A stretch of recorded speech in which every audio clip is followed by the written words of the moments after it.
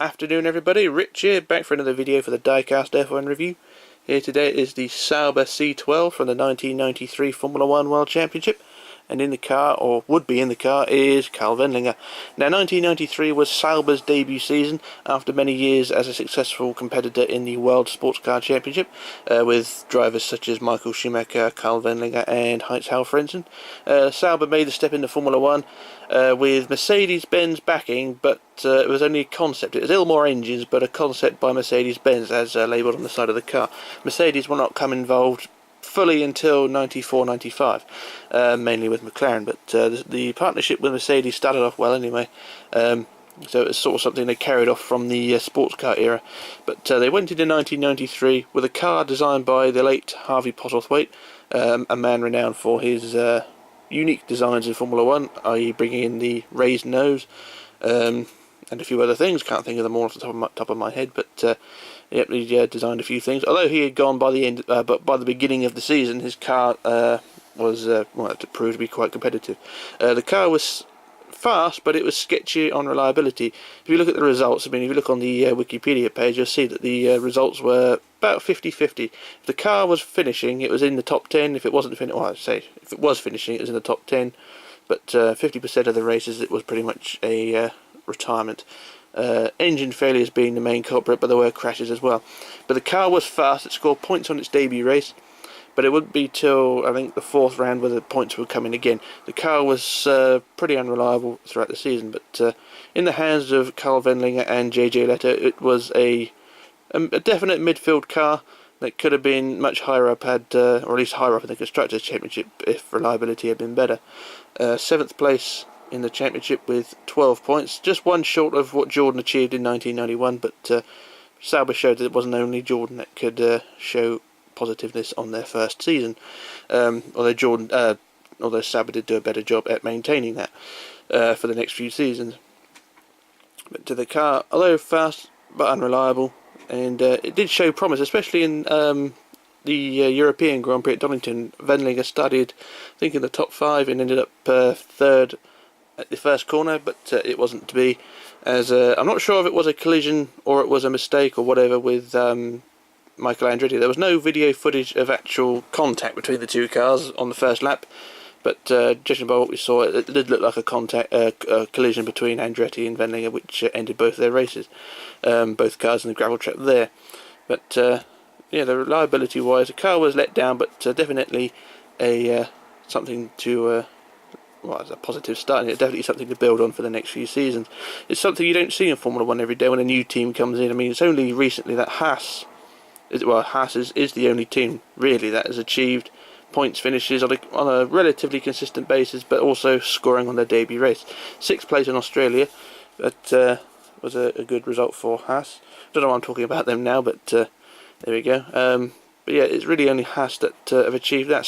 Stewart Grand Prix was a fast car on their debut season, but held back by reliability. And the 3 new teams in 2010 never achieved anything really either. So it's really only Sauber, well, not Sauber, but it's really only Haas in recent times that has achieved anything on their debut season. It's really something you don't see very often. But the car itself was definitely likened to some of the more sleeker machines. I don't think Minichamps really done a good job at replicating the chassis sculpt on this car. If you look at photographs of the actual C12, you'll see it's a very sleek front end, whereas this one, on that, well, at least the model is a bit more flat. I'll get to that in a minute. I think either that or the pictures I'm looking at are of the wrong car. And also, the colour scheme is a bit hit and miss. I mean, some pictures, or at least some video footage, the car is black, whereas the model and some other pictures the car is very much grey. You can see on the model itself is actually grey, but there we go. And also throughout 1993 there wasn't many sponsors on the car. I mean, you had Lighthouse and you had Carrera, but there wasn't really much else to go on with the season. I suppose they had all the backing they needed throughout the year, because, you know, successful sports car careers, they didn't really need too much money to show. But it wasn't really till 1995 that sponsorship took a hold on Sauber. But yeah, 7th place in the Constructors' Championship, 12 points. Very happy for the season, and they kept on Karl Wendlinger for 1994. JJ Lehto moved to Benetton, which I think was his calling, but it never came to be. although it did return again in late 1994. But that's another season, another thing. And I do have the 94 Sauber as well, the Sauber C12. It's up on the shelf. Very similar in appearance to this car, but there are a few cosmetic changes, especially around the cockpit, but we'll get to that as and when I do that review. But let's not talk about the car, let's talk about the model now. And I've already pointed out the colour scheme is a bit hit and miss on this thing. And also there's another issue that there is a wing mirror missing as well. I did point out this in the collection overview I'd done. You see the wing mirror missing there. I do have a few spare wing mirrors, but none of them are of the same shape, so I'm going to have to, well, might have to make one, but there we go. But yeah, the issue I was talking about with the chassis, if you look at pictures of the car, the chassis from the nose to the cockpit is very flowing, whereas on this one it's sort of a straight line. And I don't think Minichamps, or Paul Models Arts they were at the time, I don't think they've done a very good moulding of the front of the chassis. You can see it's sort of a slope rather than a curve as it is on the real car, but it's not a big issue. Well, I say it's an issue, but given it's Minichamps' first year of producing these things, I let them off. I mean, they did the Williams FW15 as well from the same year, and it had an issue with its nose, but the rest of the car was fine. I think they just had a problem with their noses at the time. That's the only thing I can come up with. But overall, the car itself is an absolute stunner. The colour scheme lets it down. I mean, it's grey, as you can see. There's not very good lighting here, but if I get my normal lighting source, no, it's not very good either. But if you look at the colour scheme, it is grey, a dingy grey, and it really should be, in my opinion, it should be black. But hey ho, there we go. Sorry about the unnatural light as well. I've got the lamp on behind me. The light, it's bright and sunny outside, but I'm on the wrong side of the house. That's the only thing. So yeah, the light is all on the other side, so never mind. Yeah, it's actually a cracking model. We'll have a quick overview. We'll plonk it in position and we'll lift up the camera. So a stud at the front wing, a very bright white front wing. No decal crunchiness or flakiness off there. That's something you don't see very often on a car of this age. I mean, this car is what, 22, 23 years old now? Well, the model is anyway. So in this condition, it's pretty good. Over the top of the chassis, into the cockpit, nicely painted seat belts there. Also a bit of detail on the steering wheel I will get to in just a moment. I'll actually turn it around now. So you can see a few buttons on the steering wheel and a hell of a lot of dust in there. I can't get the paintbrush in there to give it a clean, so that'll have to be a cotton bud job. And you've got the K Wendlinger on the side there, and the car looks a bit greasy. I don't know if it's the car's sweating in the cabinet. I don't know what's going on because I don't have the box for this car, so the car may be sweating in the cabinet. But get a good look over the shape of the car. The rear bodywork gets wider down the rear of the car. As you can see, it's nicely flowing, and it's really only the nose that lets it down, but it's not a big issue. Look around the rear tyres, around the rear wing. Big rear wings of those days. Something we don't see very often. And you turn around this way, you can see across the rear profile of the car. Steering all works as well. But the only thing that lets it down visually is the wing mirror, at least from this angle anyway, the missing wing mirror. But the other one's on there fairly solidly. I'm not going to touch it, but there you go. There, you can sort of see, I don't know if we can see it in there, but at the side pod there's a lot of, it looks like grease. And I've given it a good clean, but it's just sort of come out greasy again. What's going on there? But, really should have prepared this car a bit more, given it a good old once over. Maybe a scouring pad would have done, I don't know. But there we go. And the tripod is starting to fall apart.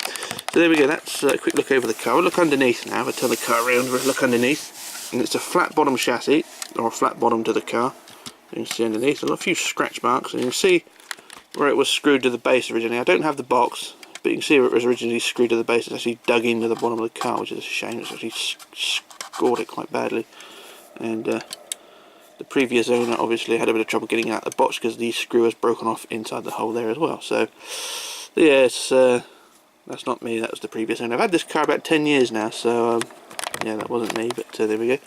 So we look around the rear here, around the diffuser, and towards the front. Very basic underneath of the car, but that was the day of the time, or the time of the day, or whatever it was. And yeah, very nicely made. It's a nicely made car, but there are issues with it. But yeah, I'm not going to hold against them. Maybe it's something Minichamps could look into again, because they are sort of in the realm of reissuing some of their models, especially the Senna models. I mean, they can reissue them quite happily, but they're not too fussed about reissuing Saubers and Benettons and all the other things.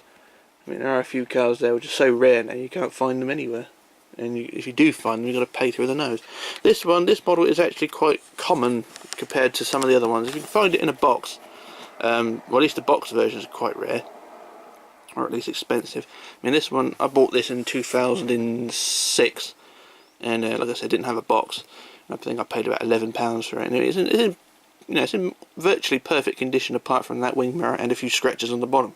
It sits well in the cabinet, that's perfectly fine, but to find it boxed in this day and age, it's the price is going to be a bit different. But yeah, it's one of those weird things. On the build side, I mean, it's fairly a strong model. I mean, apart from the wing mirror, the rest of the car is fairly rock solid. And the wing mirror, the rear wing is held in there quite solidly. The suspension is fairly rock solid, although this wishbone here is a bit bent, but the suspension is fairly rock solid. And the car is sort of a bit flat to the ground. You can sort of see it a bit too low, so there you go. The steering is pretty rock solid as well, but like I said, it's really only the wing mirrors which are an issue with this car, and also the grease on it, which is something else. But yeah, that's that one all done there. But do another quick view over the car again. Start from the nose and knock the camera over as I'm going, and start from the front end. I mean, from all angles the car looks fine. I mean, it's a stunning looking car. It's just really the chassis shape that sort of lets it down. But hey ho, there we go. Look over the rear bodywork. You can really see how the rear bodywork widens at the back. So if it slopes down from the engine air inlet down to the rear bodywork, it widens and really nicely sculpted. But like I said, it's really only the nose. From this angle, don't look too bad, but from the side, you really sort of see the limitations of it. If I get the tripod right, so there we go. And the face recognition is picking up that number very nicely indeed. So yeah, the number 29 there. JJ letter was number 30. And Sauber continued the number 2930 until 1995, and then from 1996 it was down to constructors' position where you got your numbers from. Something I wish they would go back to. I mean, Ferraris are always 28 and 27 and 28, and the Tyrrells are always 3 and 4. Williams are always 5 and 6. McLarens can be whatever they want. Yeah, the numbers are sort of an identity of the car, really. But there you go, it's something that the FIA wanted to change.